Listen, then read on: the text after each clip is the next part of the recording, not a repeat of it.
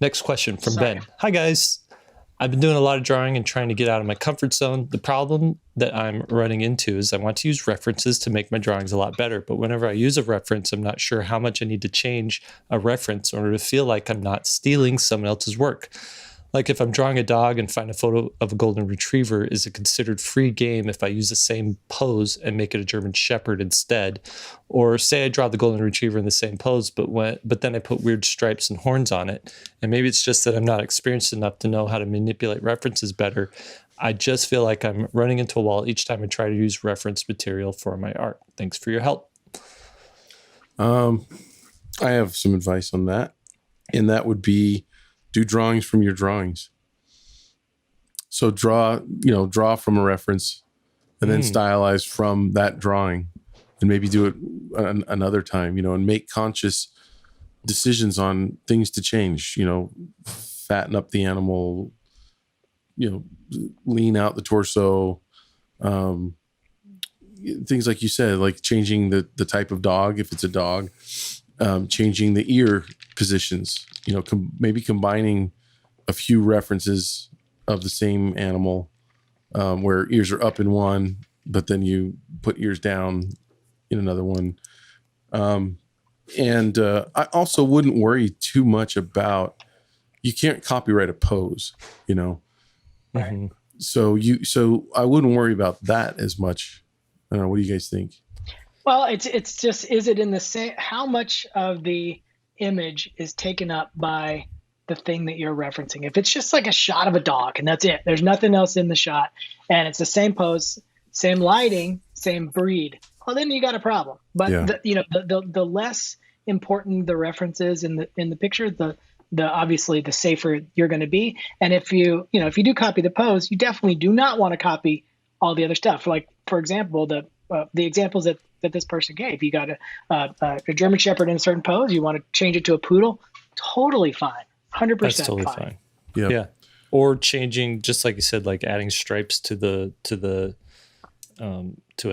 it's going to ultimately change what it is. And I think you'll be fine.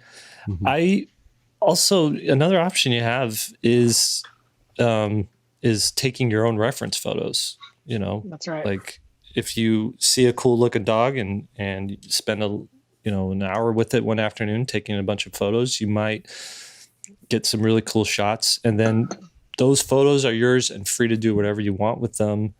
I think as an illustrator, unless your style is super realistic or representational, you're not going to want to lean in too hard to making your art look like that photo in the first place. You're going to want to stylize it a little bit. But I think of like James Gurney, and that guy uses tons of reference for every one of his paintings. And to the point where he's using photos, he's making little sculptures and lighting them just right and using that as reference so he could see how the shadow casts itself across. So one side of it is there's nothing wrong with using reference. The other side of it is I don't think, unless you're going super realistic, don't marry your reference, just kind of flirt with it. And then the third thing, and if that's what you're doing is flirting with the reference instead of marrying it, then I think you're okay to use whatever photos you find, so long as the image that you come up with at the end really looks like something that you've created. And the litmus test there, I think, is if you show somebody the image and they say, oh, that's like that picture from that I saw in Time magazine. If everybody knows what the reference is, then you're not far enough away.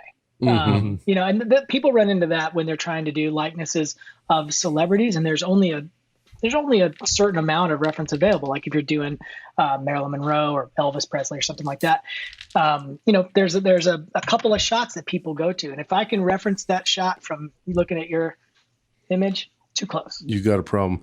This might be a good time for a PSA on this, because a lot of people probably that are new to illustration or that are wanting to get into the business may not know, but you can't just copy someone else's photograph without risking legal recourse. And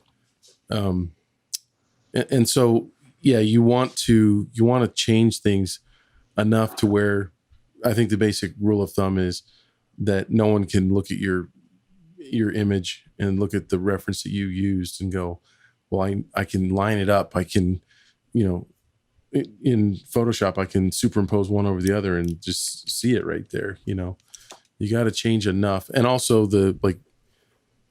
if it's like Lee said, if it's a famous character, you're especially a character that's passed away where there's only a certain number of photographs. That's where you're really probably just should avoid that altogether. But with a dog, I mean, that's a pretty easy thing. There's. Yeah, I don't think he's talking about dogs specifically, but yeah. But just in general, it's a slippery slope. The farther you get away, and the more we'll hit it right on the head. I think when he said use multiple reference, and that's the easiest way. Yeah. To totally come up with new stuff.